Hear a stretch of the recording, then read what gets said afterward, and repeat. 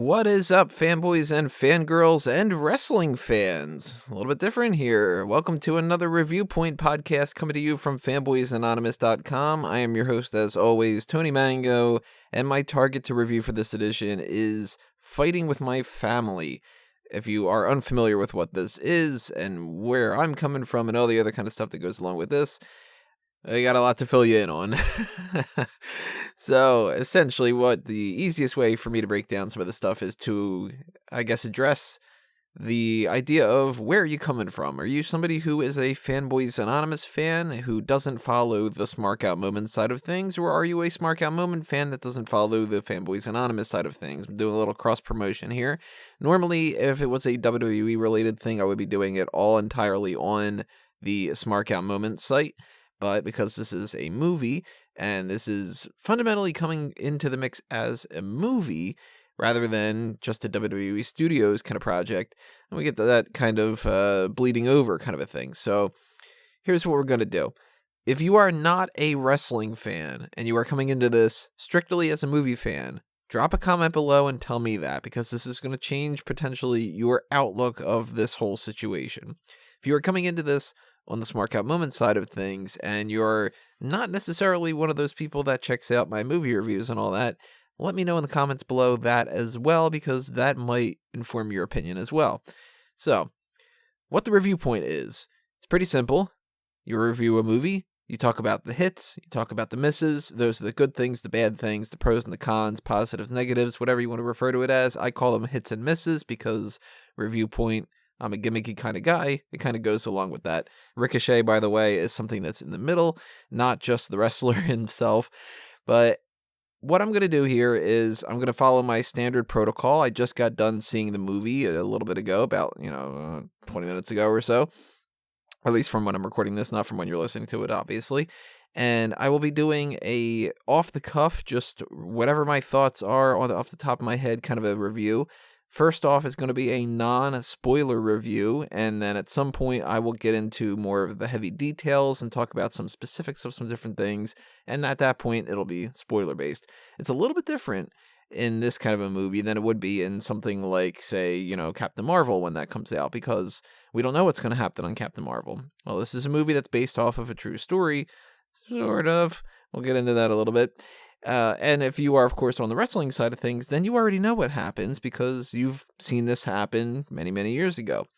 So spoilers are going to be kind of tricky, and I'm assuming that most people that are clicking onto this are familiar with Paige's story through WWE and all that, so I don't think that I really have to go and be super wary of necessarily ruining the story for everybody and all that, but I'm going to try to keep that in mind too. So, we're in the spoiler-free section of this, and for the people who are not familiar with Paige's story, this is the story of Paige, who, that's her stage name, Saraya Knight, Saraya Jade Beavis, or Beavis? I think it's Beavis. She went by Brittany Knight at one point. People have lots of different ring names at different points in their career. Just ask Edge. He was Sexton Hardcastle. And, of course, Undertaker was Mean Mark Callis. And, everybody kind of goes around. Usually people don't end up having just one. Even John Cena was the prototype at one point. Paige's story, yes, I'm just going to be calling her Paige throughout this whole thing because that's what she's more familiar to everybody as. She is one of the women that is necessarily kind of attributed to this whole women's evolution that we've gotten going on. Women's revolution turns into women's evolution, the kind of a story. And one of the reasons why is because she represented a different type of wrestler that WWE didn't necessarily have at a certain point. Although they did, but, we can mince words when it comes to people like Mickie James and all that who actually paved the way before Paige. But Paige, of course, she was a part of this group of NXT women who tried to change the perception a little bit more, and were actually able to start to get some of the wheels turning. The Four Horsewomen, it's arguable that they were the ones that really, really did it, but then we're getting into the hardcore geek wrestling talk kind of side of things, and if you want that, of course, go to smarkoutmoment.com. But Paige went from a wrestling family and she worked her way up to get into WWE, and then that's why she's famous, and that's why they're making a movie about her. So this is the story of her ascension from that, the family that she grew up in, and then making it to the main roster and all that other kind of stuff. So you can tell that this is going to be a sports movie, and you can tell that it's going to be a little bit of Lifetime mixed into the recipe, which that's one of my little bit of an issue with it, but again, can't really spoil too much here. And there are positives and negatives when it comes to this kind of a thing, because when you take a movie that is based off a true story, you're going to change certain details about it, because it's just real life does not follow a script, at least as far as I'm aware. I don't know, maybe there's some kind of a script, but real life doesn't have the same dramatic structure, and you have to sometimes rearrange some things, and you need to omit certain things, and at a certain point, you have to just pick what is better for the movie that you're trying to put out there, rather than 100% authenticity.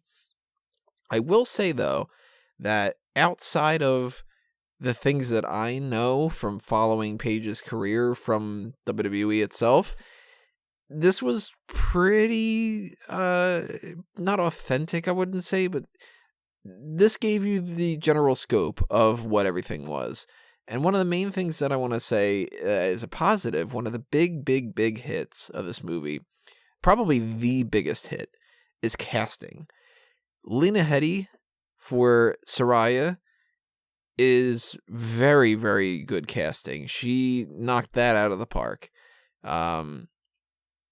Paige's father, he is somebody that I'm not the most familiar with, same as her brother, but both of them, from what I am familiar with, they were very good casting when it came to them. The kid, I can't think of the actor's name, but I'm probably just going to forever refer to him as Little Simon Pegg, because he looks like he could be literally like the young version of Simon Pegg.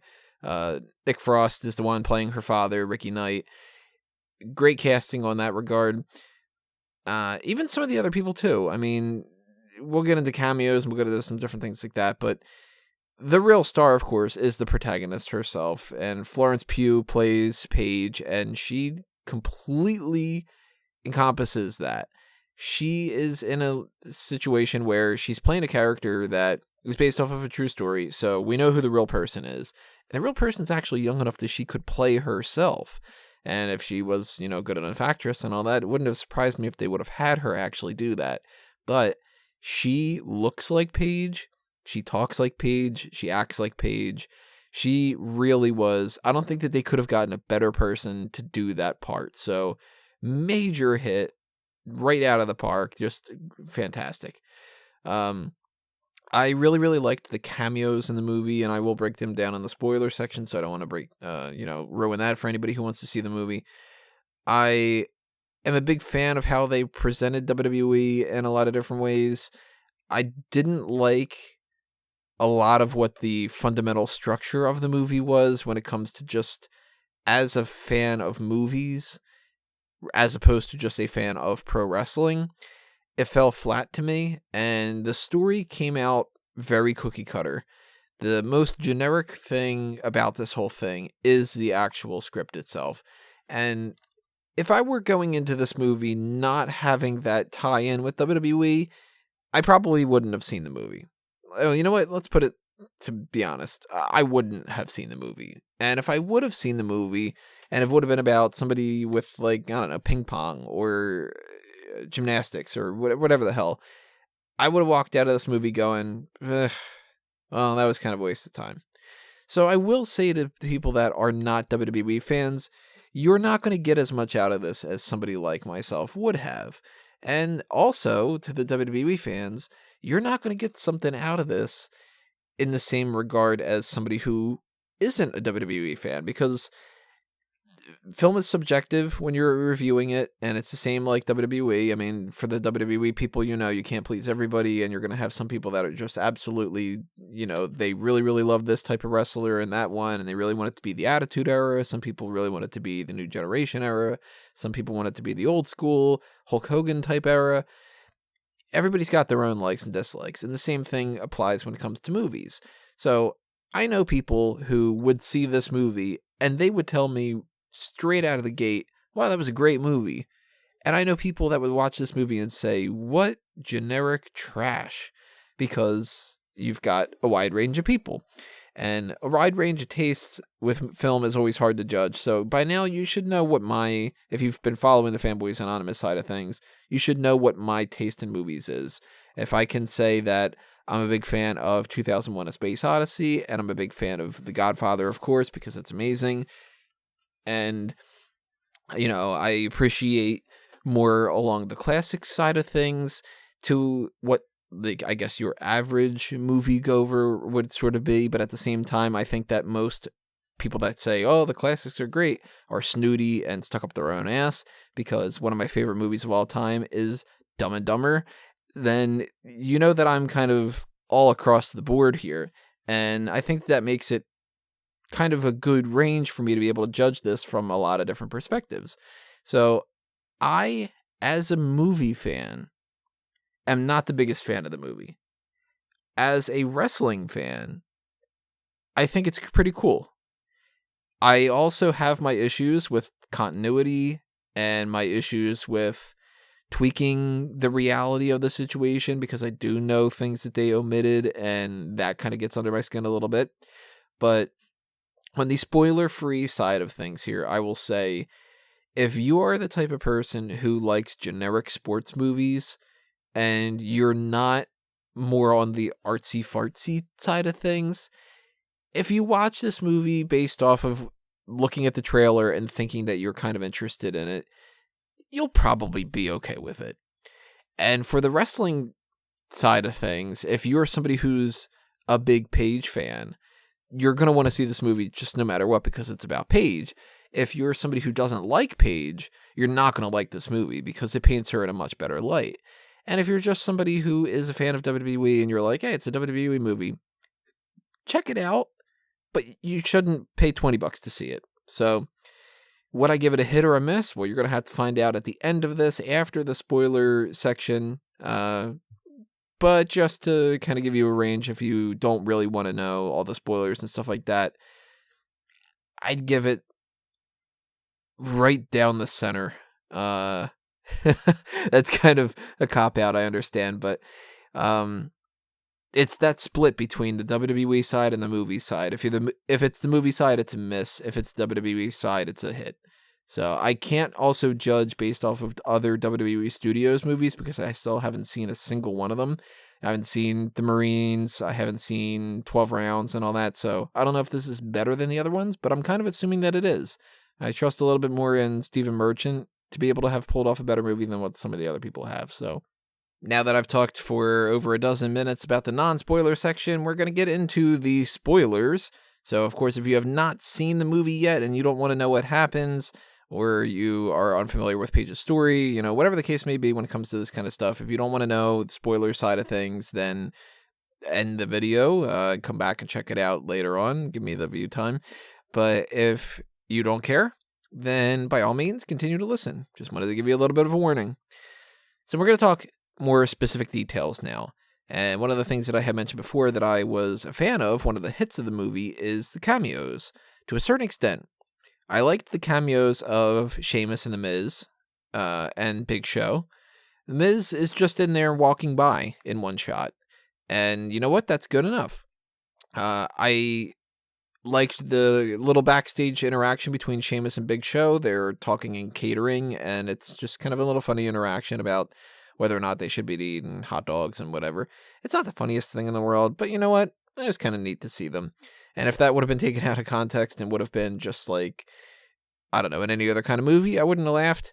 But I laughed because I knew that it was Sheamus and Big Show, and that's where some of the little kitsch value comes into play.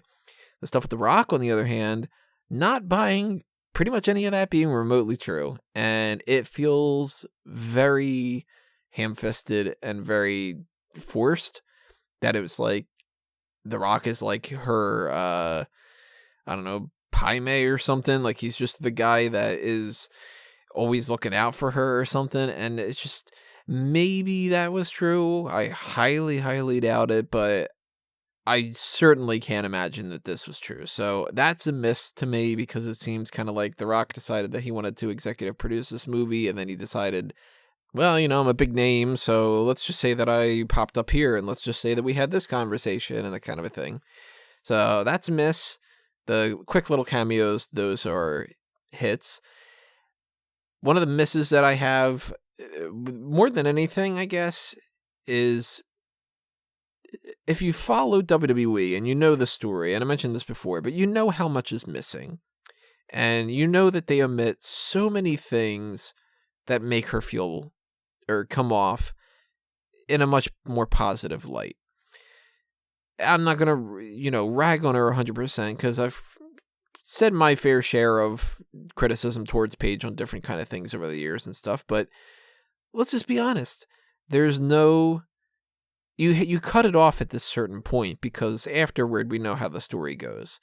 Then it's suspensions, it's the injury, she has to retire, she's dating Alberto Del Rio, the talk shit, get bit tattoo, getting plastic surgery, and a lot of things that are just not on the more positive side of things. So, of course, they're going to end it with the happy story kind of a thing, but even in that regard, they have to entirely omit NXT.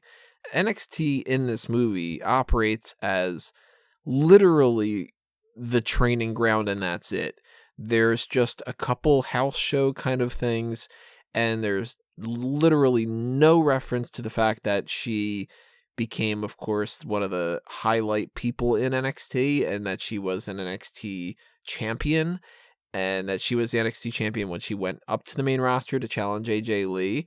So that is stuff that they omitted because it just doesn't serve the narrative. And if you have a story where somebody is trying to work their way towards the top, and Paige has said in interviews that this is like the Rocky story, well, Rocky, if you haven't seen Rocky, he's a low-life type of guy who makes it to the big times and he gets his big shot.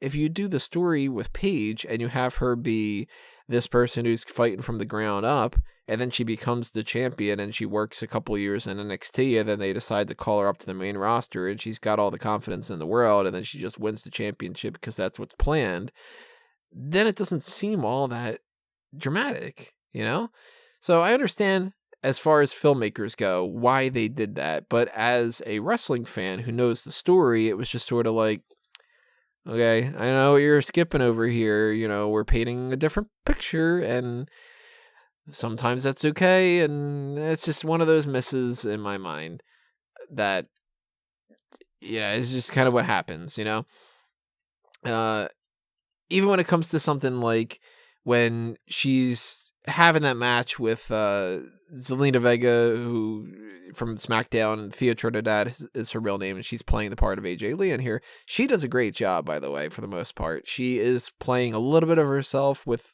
quite a bit of AJ Lee mixed in there, and for playing somebody who's, again, young enough and looks exactly the same and could have played herself, I think that Thea Trinidad did a great job, so she is a hit.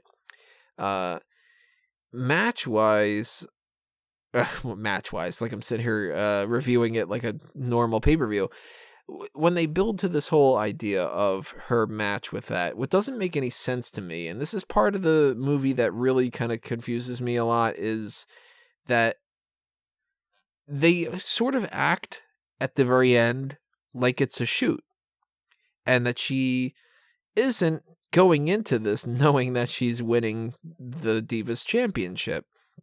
Throughout the whole movie, they don't ignore the idea that wrestling is scripted. And all that gets thrown out the window at the very end of the movie, because then it just seems like, oh my God, is she going to actually beat AJ Lee? And it's like, she fucking knows she's going to beat AJ Lee. That was the point. And that was just very strange to me. I don't know about whether they did that on purpose or whether that was just an unintentional kind of thing. But that kind of rubbed me the wrong way. That was a miss. Same thing when it comes to, she cuts this very generic promo at the end, and they build throughout the whole movie the idea of you have to be yourself, and she does a whole thing where she's cutting a generic promo in NXT, and the Hutch Morgan character, played by Vince Vaughn, tells her everybody's doing that kind of a thing. They've done that for decades. It's the most bland thing that you can do, and people are going to eat you alive. Well, this message gets thrown out the window at the end when they inserted this idea that Paige, which she didn't do, by the way, cut this promo afterward where she's like, I'm from Norwich and I'm like a loser like everybody else, and don't you love me? And then everybody was all like, Paige, yay, she's, that scrappy little loser, whatever. That promo would get somebody eaten alive. So it goes against not only what the reality of pro wrestling is, but it also goes against the rules that it established earlier in the movie. If they wouldn't have had that scene in the NXT thing, then it would have just been that Lifetime type of thing where it's like, oh my God, how are you going to have this whole, like, just follow your dreams and all this other kind of stuff? At least if they wouldn't have set up that kind of idea, they could have pulled that off as being hokey and cheesy, but believable in the context of the story. So major miss when it comes to that. It doesn't feel triumphant. It feels like it goes against its own self. Continuity errors, that's a miss. Like, young Zach should not have the spinner belt if he's watching WWE during the time frame where they don't have the spinner belt. It's just one of those little details that the script supervisor just didn't pay any attention to. And the fact that the Monday Night Raw logo changes from when John Cena goes out to later on in the night when they were filming, because they were filming while they have this new Raw logo that they've been using lately for the past, 3 years or whatever it was. And, like little things like that, I noticed more, I'm sure, than some other people. And even when it comes to stuff like post-match, they're doing another interview, and you've got, like, the reality of the situation is Alicia Fox, Rosa Mendez, Lana, a lot of these people, Eva Marie, Summer Marie, Natalia, they're all backstage and they're all hugging her, and this is for the YouTube channel for the Fallout. And they just tweaked something like that to make it, oh, that's live, and it's the 3 women from the movie, and that kind of a thing. So that one, that makes sense. That's not a miss. That's not a continuity error. That is a miss. That's a matter of condensing a bunch of people and to try to just tweak a couple little details. But yeah, I'm not going to bitch and complain and say the attire that they have Paige wearing when she wins the Divas title is not the same as what she was wearing, because she was wearing a purple outfit. I'm not going to be that nitpicky, but at the same time, when you do stuff like you ignore the fact that she was NXT champion, that's a bigger issue. I don't know if I want to say that the sex tape joke is a full-on miss, because in the context of the story, even though they don't set up anything about the idea of Hutch having a sex tape and all that other kind of stuff, it's a funny joke. So the joke lands well enough that people in the audience were laughing when I saw that, but the quick little reference to it is kind of dicey, and I don't know if they really should have necessarily done that, but that's up to somebody else's discretion. Oh, here's something, a major hit in the movie. They introduced these 3 women, and they have names that are not the real names. There's Jerry Lynn and I'm blanking on the other ones, but there's 2 blondes and a brunette. And they are, of course, model types. And they even say, like, I used to be a model and that kind of a thing. And they're supposed to represent this idea of the model type in WWE. I think that they were specifically targeted towards certain people. And I'm curious to see if anybody agrees or disagrees with this. But I came out of this thinking one of them was supposed to be Summer Rae, the one that was wearing the gold outfit. One of them was supposed to be Audrey Marie, the brunette, and that the other one was supposed to be Alexa Bliss. The reason why I go with these is partially because of their attitudes, partially because of some of the little details that they said, and partially because of their ring gear. The ring gear, I mentioned before, the gold for the Summer Rae kind of thing. I believe Audrey Marie wore something similar to what the brunette girl is wearing in that, like that greenish kind of outfit. Alexa Bliss wore predominantly the blue outfit, and they didn't have exactly the same type of thing, but it seems like they were purposely kind of going in that regard. And the same one that looked like she was like an Alexa Bliss type, she says that she used to be a cheerleader. So Alexa Bliss was a cheerleader, and since they're presented from the start as being these bimbos, They really could have made this an awkward situation, and they really could have crapped all over those women by making them just awful in all regards, and Paige shows them up, and it's like beating the mean girls. But they didn't do that. And I really, really liked that, because if there's something that's been misunderstood in WWE for a while, it's that the model types that came in and they were in the Divas division and all of this before they started doing the way that they do the women's evolution and all that kind of stuff now, there's this misconception that every single one that looks like the model type is there just to be famous, and that they're not passionate, and that they're not dedicated, and that they don't learn how to wrestle, and that they are these kind of like vapid bitches, sort of. So I really liked that. There was a part in this movie where one of them, the one that was, I think, supposed to be the Summer Rae, shows off a daughter, and she's like, well, you never asked me about my daughter, and you think that we're just here for being tits and ass, and, you know, we have stories, and, like, we're trying to do this, and different things like that, and Paige gets warmed up to them, and they get warmed up to Paige, and that kind of a thing, because that does seem to happen in WWE. Somebody could come in with the background like Paige had, and see somebody like an Alexa Bliss and say, well, she's just some dumb cheerleader. She's not supposed to be here. She's just this hot girl, whatever, whether it's an Eva Marie or it's Sasha Banks or Charlotte Flair or, well, Charlotte, you know, why she was there. But, you know, anybody that was in that kind of regard could come in and do that in real life. And then in real life, you see that that's not the case. And somebody like an Alexa Bliss, or, you know, any of the names, just Alexa Bliss is right in front of me right now, so not literally, the name is, you know, that she's excelled in a lot of different ways. And I'm very, very happy that they didn't portray them as the mean clique that she has to overcome. It's a camaraderie, and it's coming from different aspects of different lives, and you get to understand how those people are, and you're all working together, and you're all a sisterhood, kind of, you know? Really liked that a lot. That was one of my favorite parts about this movie. So major, major hit on that. And I don't know about some of the other specifics when it comes to, like, you know, music-wise. I don't remember anything about the music, really.